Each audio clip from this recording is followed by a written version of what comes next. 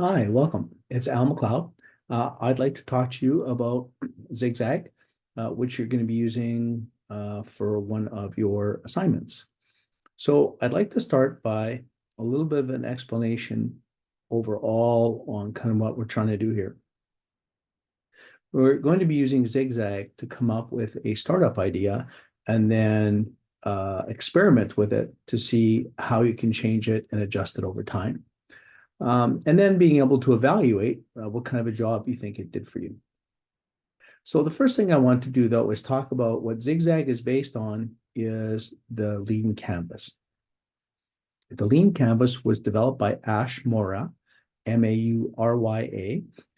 He is the guy behind leanstack.com and the book Running Lean. So he's pretty much a startup guru that people like me pay a lot of attention to. So he developed this thing called the Lean Canvas.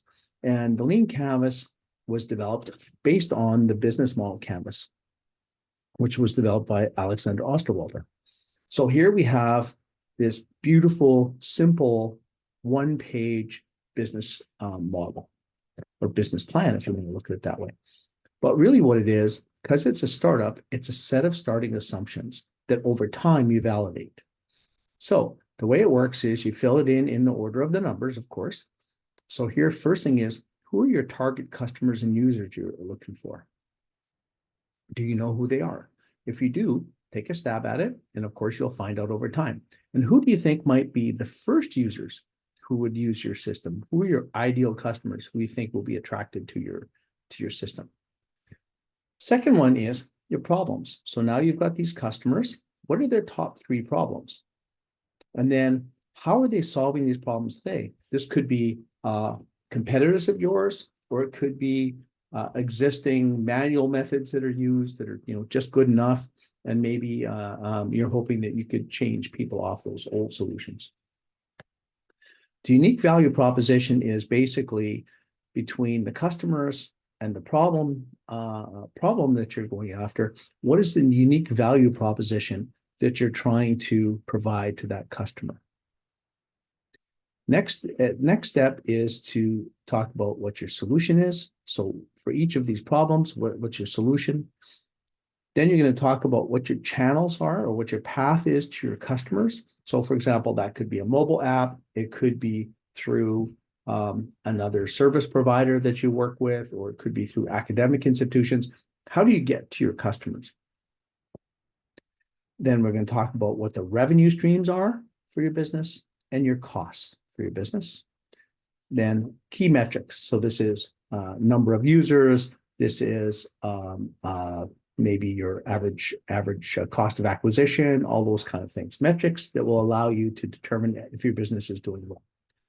An unfair advantage is something that can't be easily copied or bought. And this is important because it helps you understand what do you think that you're doing that nobody else can do, or will be very hard for them to do, and gives you that advantage, which for a startup is a big deal. So that is the lean startup. And so now let's go look at Zigzag. So first of all, you go to sign up at Zigzag at this page, zigzag.com, gozigzag.com, I should say, and you'll see this page. And then you press the get started key and you sign up for a free account. So here, I'm already logged in here. So now let's take a look at, let's take a look at this. My apologies here. Here we are.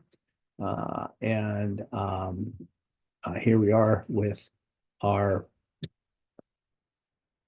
see, I made a mistake here, of course. Why not? Here's where we are. Sorry. Accidentally got into Edge.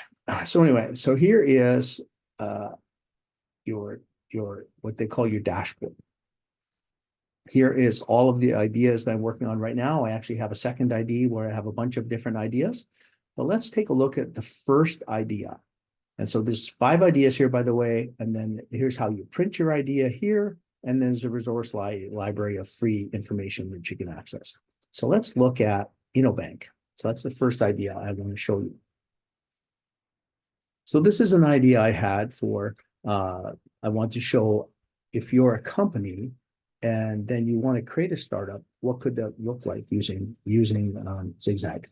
So we're a large Canadian bank. We're thinking of acquiring a young financial technology startup called New Financial, who is growing rapidly by acquiring young customers. They also have been successful with Gen Z and Gen X immigrants.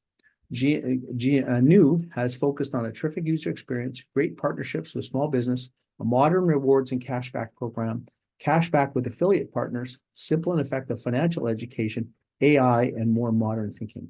They also have a strong leadership team. We believe we can find many synergies between our two orgs. How can we make this corporate venture work? And so you press the button, unleash your startup idea, which I already did because it takes about 2 minutes to do it. And then remember the lean canvas I just showed you, it actually builds out a business prototype for you in the form of a lean canvas. So let's take a look at it right now. So remember the parts: problem, solution, unique value proposition, unfair, etc. Here's your lean canvas. That does a really pretty good job. And so let's go take a look at the details of this though. So we go into the details, and so what it does is it comes up with segments, target segments. If you remember the customer segments piece of the lean canvas, it came up with 3 segments for us: young professionals, Gen X immigrants, and small business owners. And what it's doing is then it creates a persona, and a persona is simply like an average customer or an amalgam of a bunch of customers in a target segment that helps you by identifying the kind of person that is your ideal customer. So Emily, age 20 to 30, recent graduate working in a tech startup in Toronto. She's exploring financial options such as investments and retirement plans. And the customer jobs to be done and customer pains are part of something that was a system that was actually developed by Clayton Christensen, the late great Clayton Christensen. And this is the jobs to be done theory. And his theory, the jobs to be done theory, the basic premise behind it is that customers don't buy your products or your services.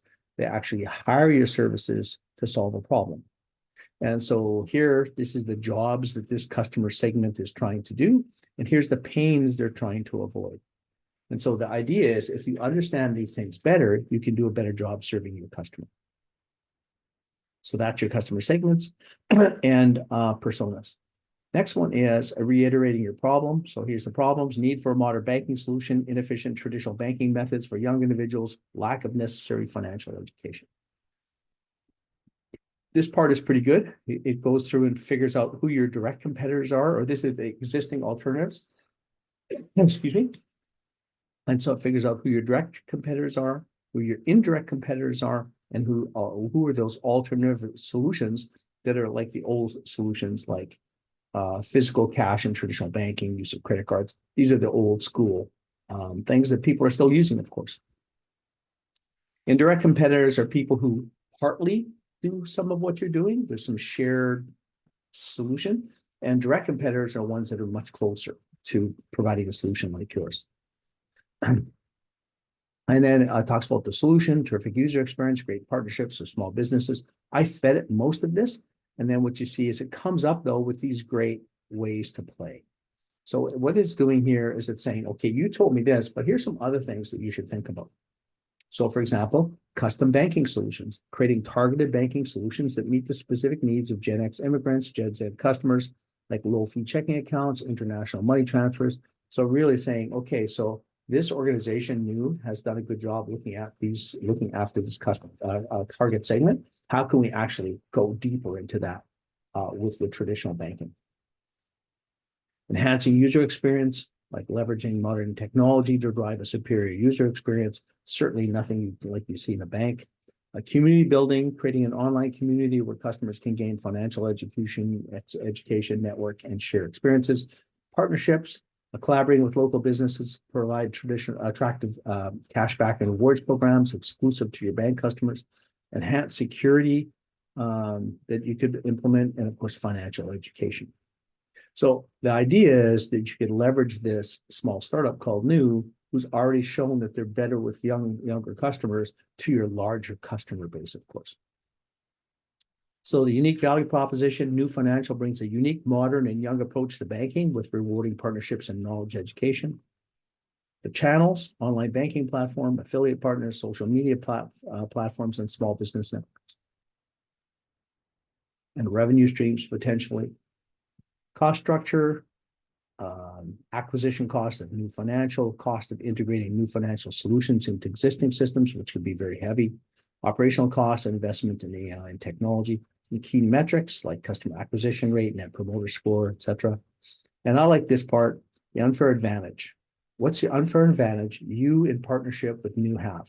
Strong leadership team and expertise in innovative tech-based banking solutions of New Financial combined with resources, market reach, and customer base of large Canadian bank. So that's your unfair advantage right there. It's very well articulated. So as you can see, it's done a pretty good job, I think, of describing a lean canvas for this question I gave it, or this prompt. So then what it does, and I really like this part, it looks at what you're doing, and then what it does is it comes up with your top 5 or 6 risks, or what they call critical hypothesis.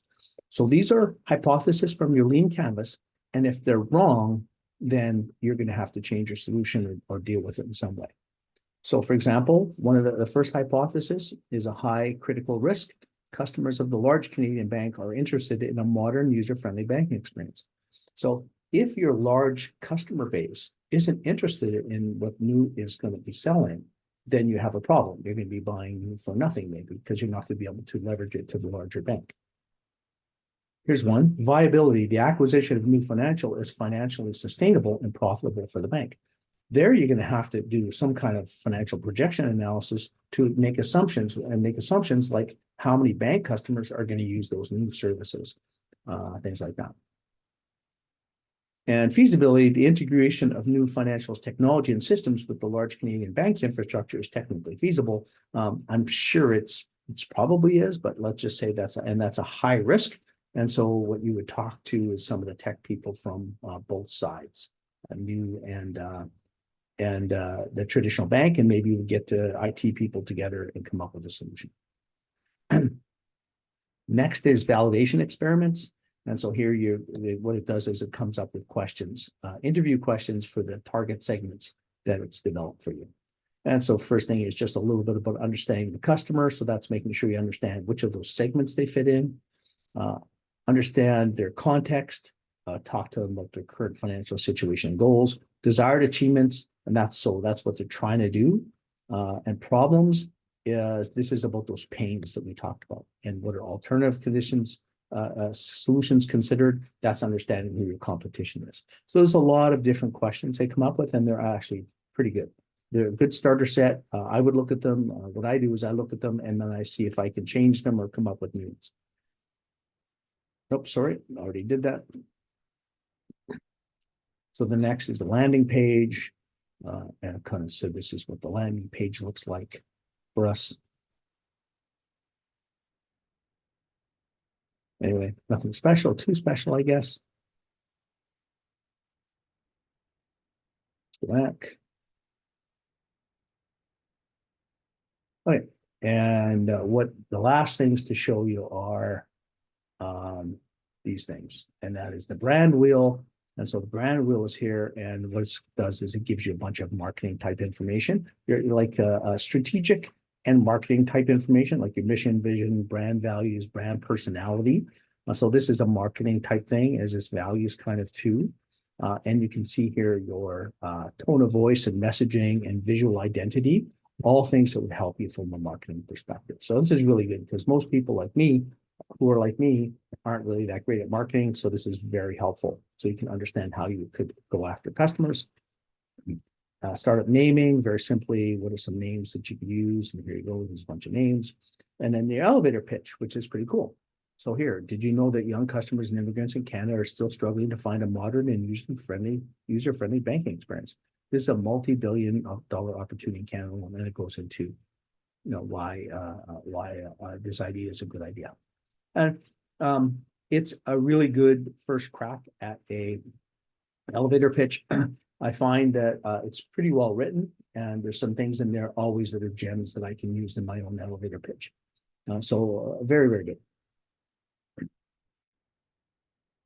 And that is how it builds out this idea for you. And as you can see, quite impressive. So now what we're going to do is we're going to look at something else. We're going to look at a second one here. So this one is called, what I want to do is show you the difference between putting in a very simple generic prompt and seeing what it comes back with versus a very complicated prompt. So here, your startup idea, this app will be a career and life guide based on advice and AI-based guidance and support. Community nudging for post-secondary students. Very simple, doesn't have a lot of information. I developed this one, took 2 minutes to come up with, and here's the lean canvas for it. So it came up with some different segments: aspiring entrepreneurs, career switchers, and graduate students. And it talks about their jobs to be done and pains. So Emma, Alex, and Sophia. Highlights the issue, challenges, or pain points, of course, and then existing alternatives, talks about other, what other people are using, who has part of our solution, and then what are the old school traditional solutions. Talks about potential ways to play, like AI-powered personalization, collaboration with universities, career and lifestyle skills, life skills modules, focus on mental health.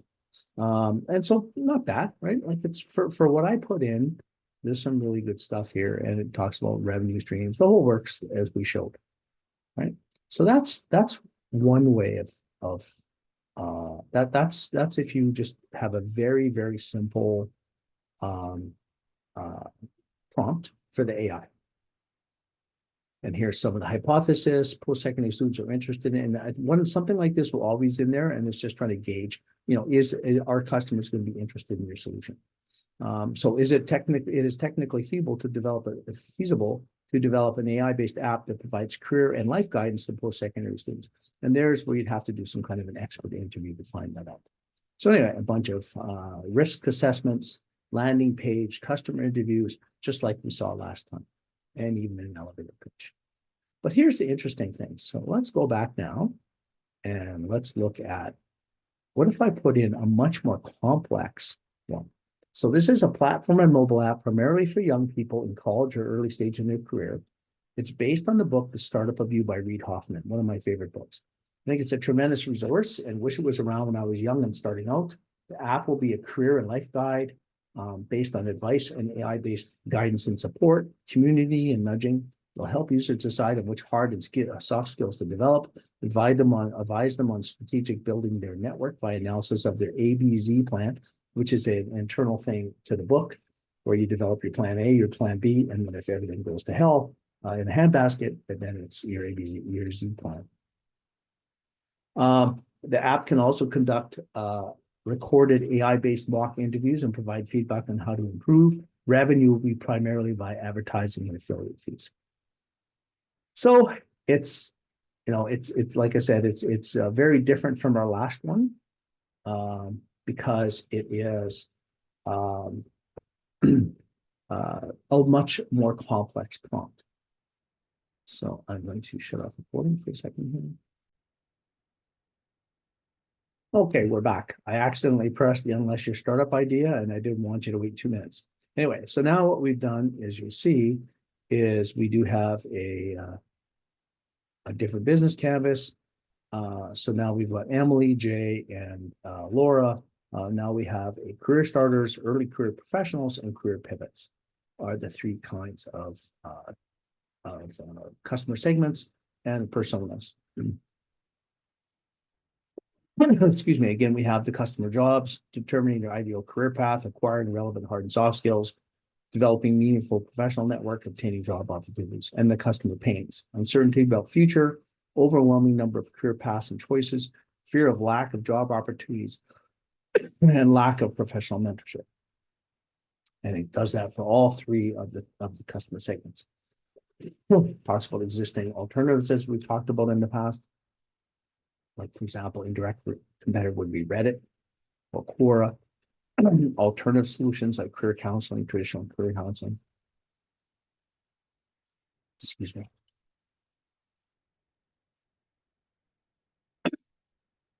And here's our solution with our potential ways to play. Personalized AI-based career guidance, community building and networking, career readiness and skills development, interview preparation, adaptable ABC planning model based on that Reid Hoffman book, and exclusive job opportunities. So this is quite a different solution because it's based on a book called The Startup of You by Reid Hoffman. Very, very good book. And so it's ended up being quite different than the last one. The simple one I had. So here are some of the critical hypotheses.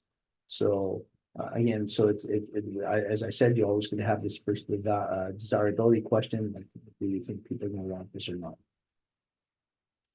For that, you want to do a validation survey. Feasibility, AI-based guidance and support can provide valuable career to users. Hopefully that's true. If not, you've got a problem. And then from desirability, users are willing to actively participate in the community. Yeah, that's another one, right? Because if that's not the case, if they're not prepared to do that, then you have another problem because the idea is to build the community as well. So those are our risks. And then you see our customer interview questions.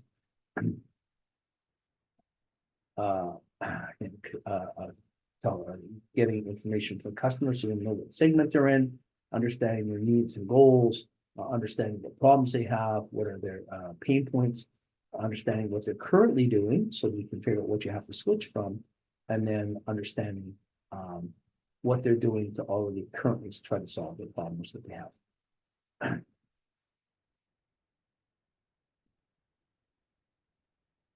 And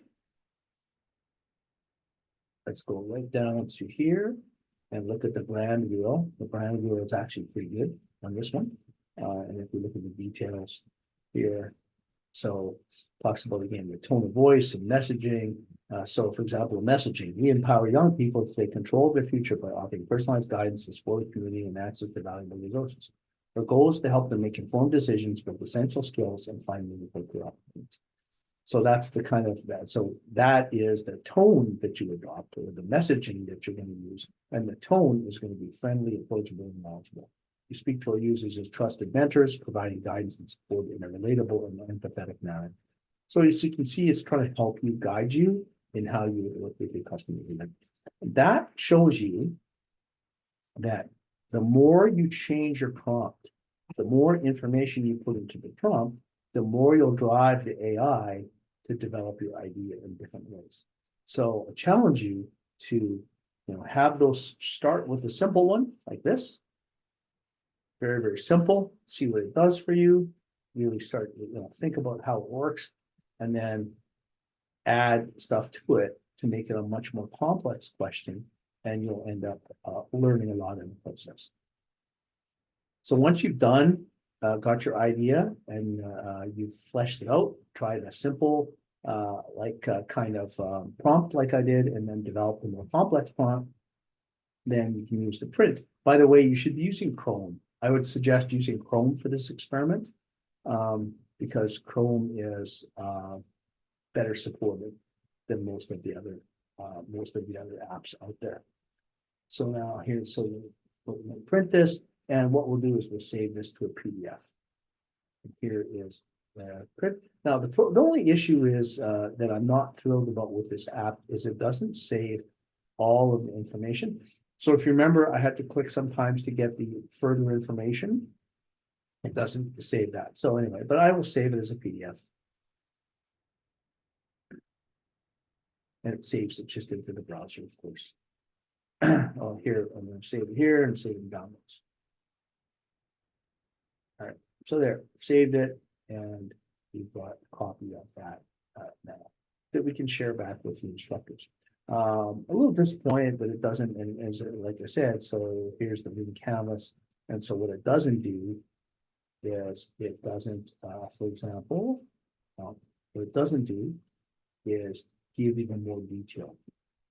It just gives you the basic view, not the detailed view.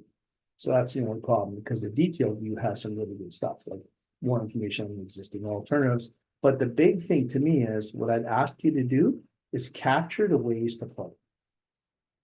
So if you're going to do a first one that is simpler, like a one-line prompt, and then do another one later that's more complicated as you get into it, then at least what you should do is you should capture the ways to play along with the printed version, because you don't get this, but this is valuable to know. And I would just, unfortunately, the other thing about this is it doesn't make it easy to print it or copy this, but I would just do this, copy it out to any kind of a document along with your assignment. So there you go. That is zigzag. And have fun with your assignment. Goodbye.